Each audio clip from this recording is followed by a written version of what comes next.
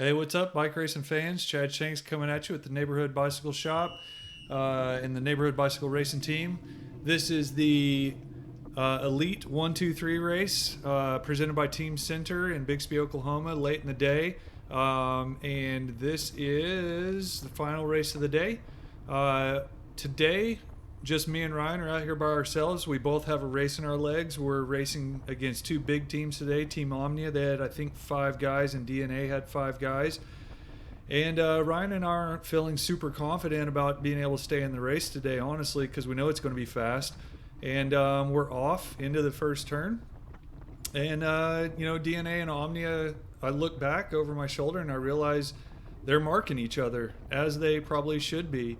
And so they just kind of let me swing out, and I realize that, and so I don't attack. I just stay seated and kind of take advantage of them marking each other. And at this moment, I'm thinking, oh man, this is a bad idea. Like, this is not going to work. But I honestly was not thinking I'd make it through the whole race anyway. And so I was like, well, why not? Sometimes the best strategy when you're undermanned in a field is to simply let the break come to you. And I've used this tactic in the past, but I wasn't really planning on doing it today. But the opportunity kind of presented itself, and sometimes when it's there, you just got to grab the bull by the horns and, risk it all. So they let me slip away. Nobody responds, and I just kind of ratcheted it up a little bit, and you can see the speed's not slow, it's not crazy high, but the heart rate is creeping up, so I'm definitely responding to the hard effort. And I look back and I realize I definitely have a gap, but looking back, I can also see they're strung out single file.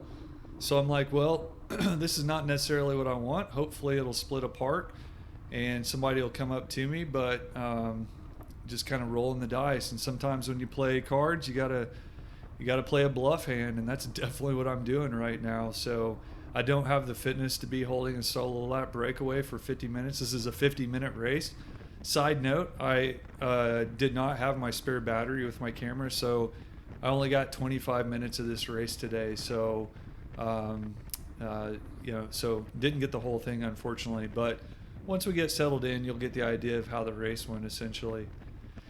So coming down the start-finish straightaway here, I'm kind of looking under my arm and seeing that it's still kind of single file, and somebody's definitely chasing hard, but they're still marking each other because they know that each one of these teams is going to have a guy in the breakaway, and I know that too. So I'm just hoping that the one that sticks is the one that comes up to me. So you'll see them snake across the road. The wind is coming from our right to left, and if you look out, on the right-hand side of the road, you see a lone rider. That's Chad Cagle. And then another rider pops out. That's Paul Papin. And looks like Paul was marking Chad. And Chad is a Masters Road Race National Champion last year. So you definitely can't let that guy go. He's super strong. Everyone knows him. And he's never going to show up and have a weak day on the bike. So he catches no problem at all, and comes right through and is just pedaling a huge gear. And you can see my power just trying to catch on. I peak up to around 800 or so, and I don't immediately catch on, and he's not coming off the gas at all. We're going 3 to 4 miles per hour faster through this section than I was when I was by myself. And then Paul goes to come through before this turn, and bam, runs right into the side of me. So we did talk later. It was unintentional, he said, and he apologized. So rubbing's racing, right? Thankfully, none of us crashed. So, but it definitely spooked me pretty bad and almost crashed me out. So right here he waved, sorry, bro. So now we're back on. So I get back on terms and I sit on, and heart rate's spiked through the roof. 177, 176 is really high for me. I've already got one race in my legs in the Masters 40-49 race that I ended up 6th in. Really hard race earlier in the day. So Paul's got a race in his legs too. Cagle is fresh, and that's bad news for us because we definitely are feeling some of the fatigue, and arguably we're at a disadvantage when, even when we're all fresh anyway. So he comes off the front. I follow Paul's wheel. And right now, no one we can tell anyway is chasing. So right now it's kind of fair game. We're all just going to roll through and take our turn on the front and try to make sure we keep this break established. And hopefully, don't blow ourselves up.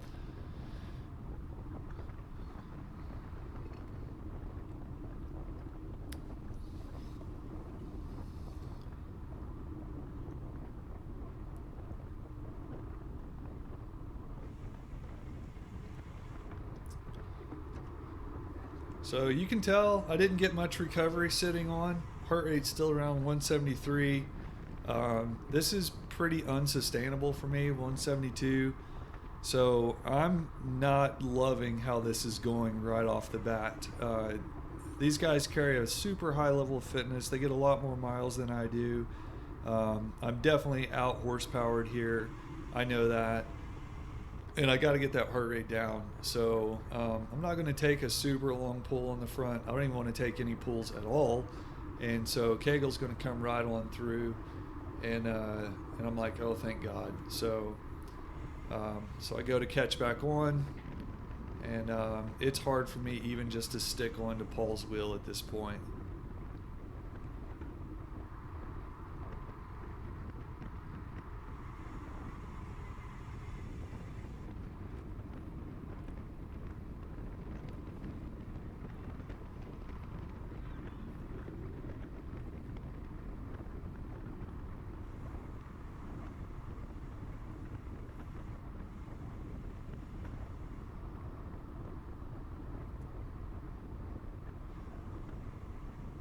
Looking in the rearview cam, I'm really not seeing anybody coming still at this point.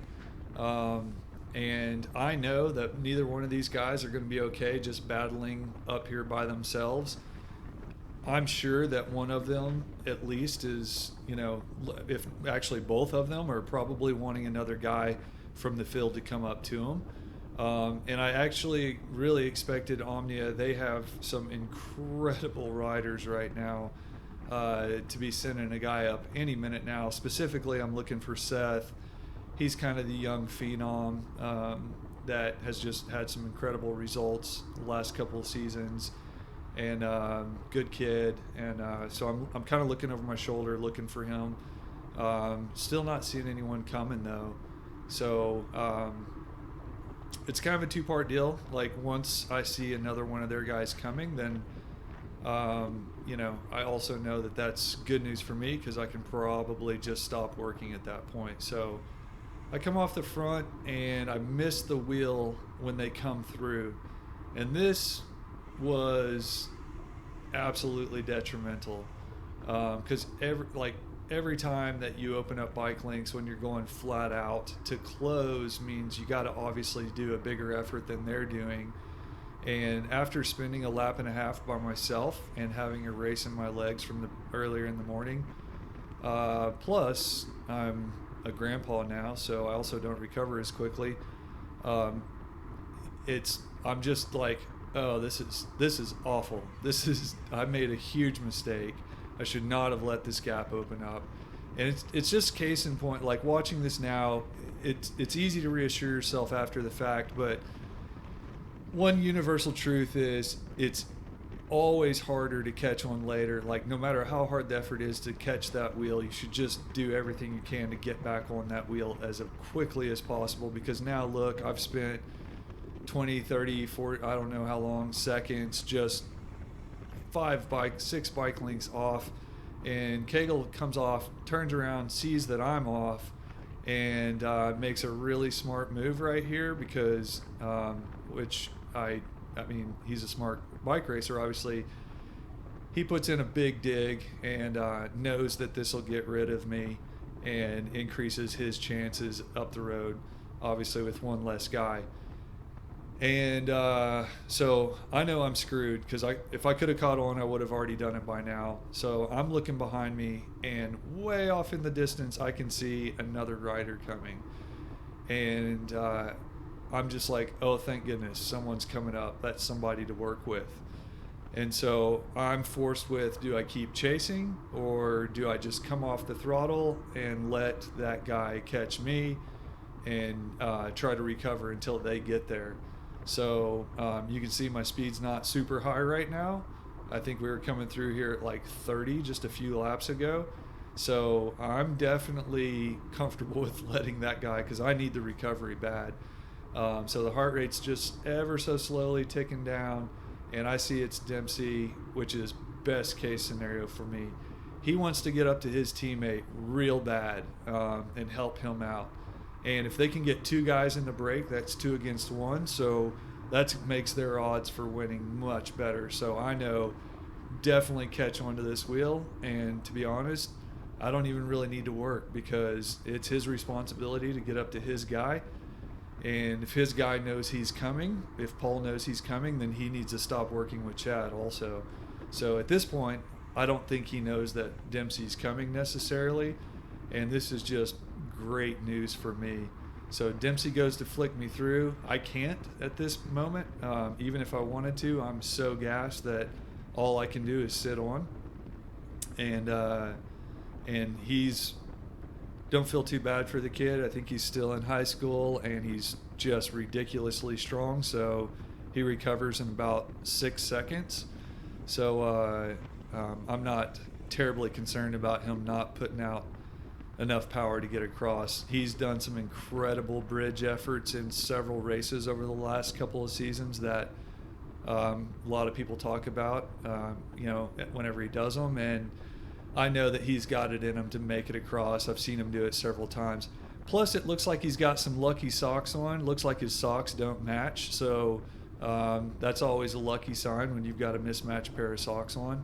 So I take note of that and think, all right, I'm sitting in the right spot right now.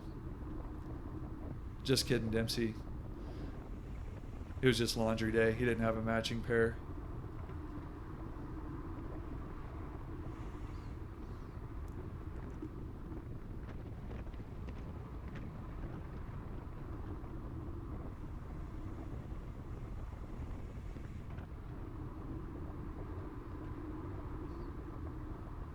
And you can see they definitely have quite a bit of a gap on us. This is pretty rough. They're not just within striking distance. We can't just jump across. So it's a time trial right now. And Dempsey's tasked with the force of, he's just got to keep the power super high. And he says, please just give me anything right here. And I think I said, all right, just don't attack me. And I give him what I can, but I mean, honestly, I think it's about 5 seconds, and then I'm not going fast enough for him, so he just comes right back through. But sometimes just a little bit of reprieve is, when you're young like him, is all it takes, and he comes right back through. I hit 900 and something watts just to jump back onto his wheel. And it's on. Like, he sees them. He's got the carrot on the string, and he's got the motor turned up. So we are rolling now, and they're within sight. This was a little bit of a cross headwind section and slide uphill, so it was definitely. It would wear on you big time, and. Not so much that you needed to be a climber, but everyone was just kind of forced into doing more power through this section for sure. So I was real happy to have a wheel to sit on right here.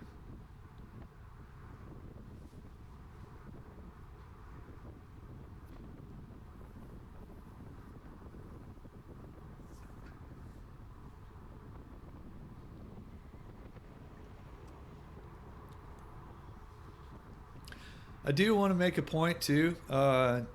Dempsey got a new bike earlier in the season. I'm not really sure what happened to that bike. This is his bike that he was racing on last year.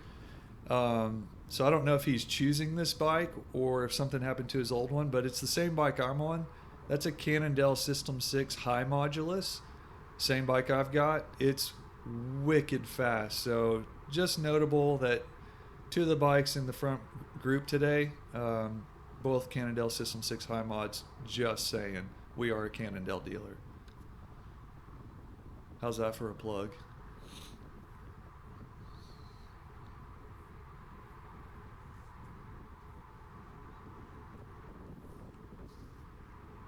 Looks like we're coming up on a lapped rider. I think that's old Dustin Smith. He's getting his fitness back right now.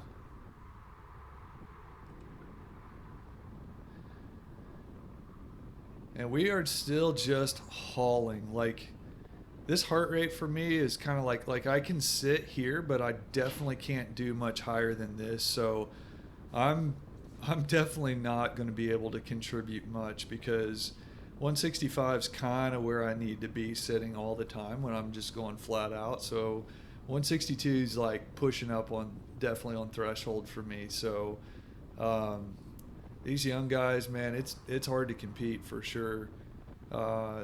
They get to ride a lot. They're fit. So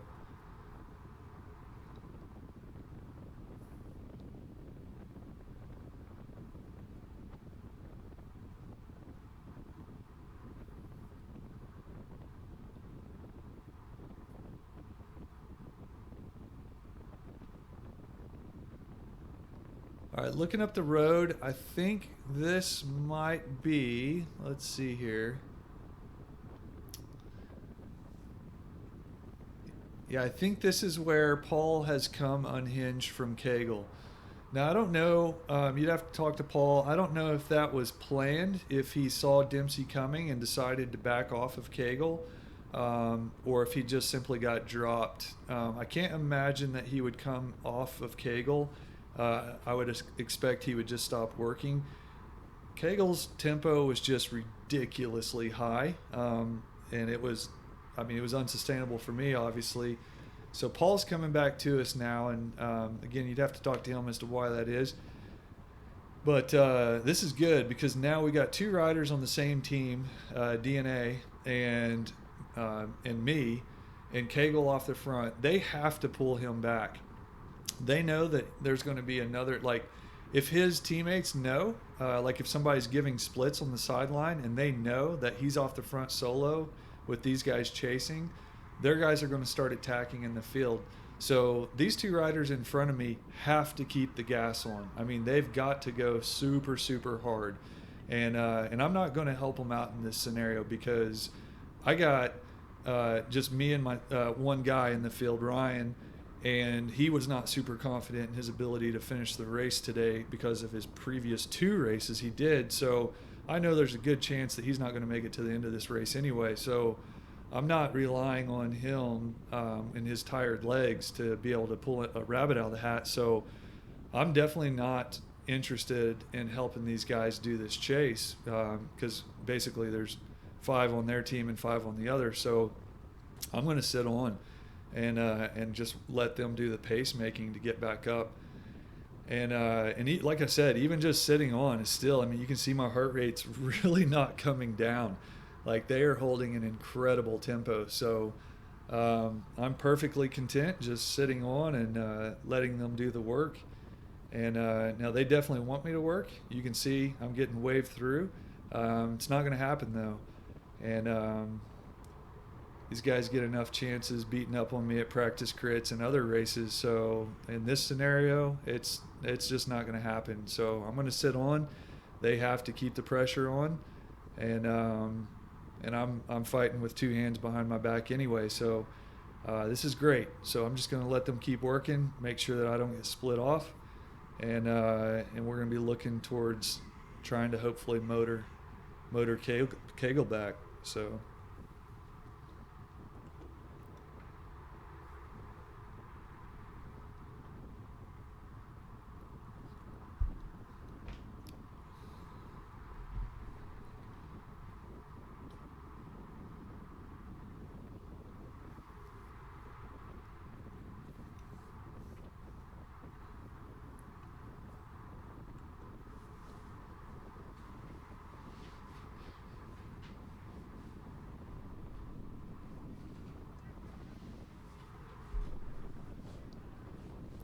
So you can tell if you give him an inch, Kegel that is, he is going to take a country mile. He's a really, really good time trialist. He's got a lot of steady power, his super high FTP. So if you let him slip away, it's hard to get him back. But we will see him eventually. And I don't know if that's because he's decided that a solo move wasn't the right thing to do on the day, or if he was just running out of gas, because the wind was definitely picking up. I think at this point it's about 15 miles an hour. And it definitely took a toll on me just in a lap and a half early on. And he stays out there for quite a while. And you got two guys that are really strong, Paul and Dempsey, that are just motoring to pull him back. So, it's a bit of a suicide mission this far out. We're only 20 minutes into the race, roughly 21 minutes.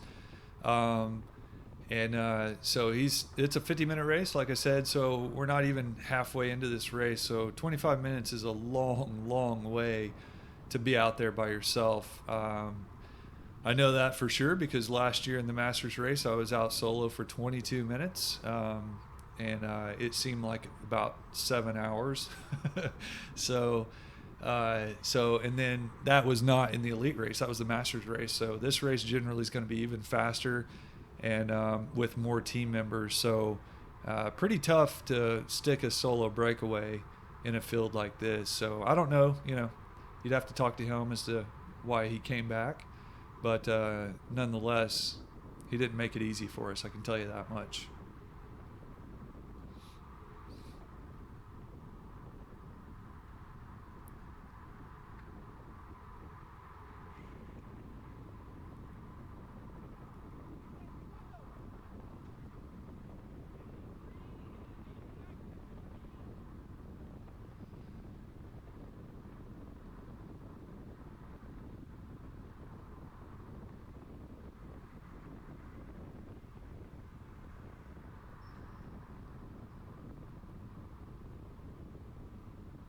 And that's him right there. They smell blood, so they are ready to pull that back for sure.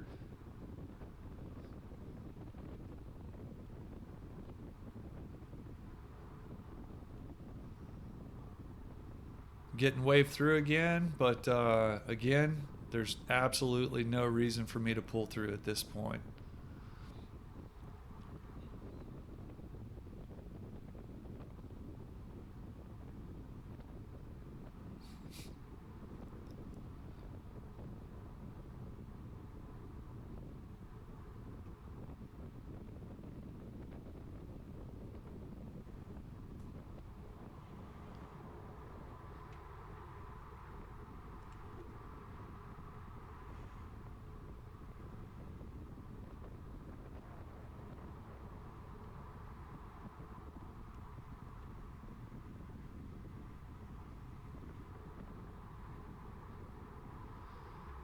All right, we finally make the connection, and it's like I'm a little bit thankful because now I can sit into 3 different riders, and Kegel's got the same idea as me. Now he sees no reason to pull through. I see no reason to pull through for him. I know that he's got guys, and I've raced against these guys for over 20 years now, and I've made this mistake about 100 times. As soon as I work with one of them and they've got teammates in the field, as soon as they get a guy across, then they just start countering. So I'm not going to pull through. He's likely going to have a guy coming up across to us. I know this. And so I'm just going to chill. And he's going to do the same thing because he definitely wants a guy to come across. So here pretty soon I'm going to run out of camera, so I'll kind of give some spoilers. Basically, I believe the finishing results were Kegel first, Paul second, Dempsey third, and me fourth. I definitely tried on the last lap. Kegel attacks right around this area. Paul goes with him, can't quite latch on. Dempsey had just pulled for about 6 or 7 laps in a row. And I got nothing in the legs from that Masters race early in the day. The normalized power actually from the Masters race was higher than it was in this race, believe that or not. So I end up with the 4th place, and these guys just essentially, the DNA riders roll it for the next 25 minutes. And Omnia does not get a guy across to the breakaway, but ultimately it didn't matter. Cagle put in such a hard dig that no one could match it, and he was able to sit on for a good chunk of the rest of this race, so his legs weren't in terrible shape, and he didn't have a race from before.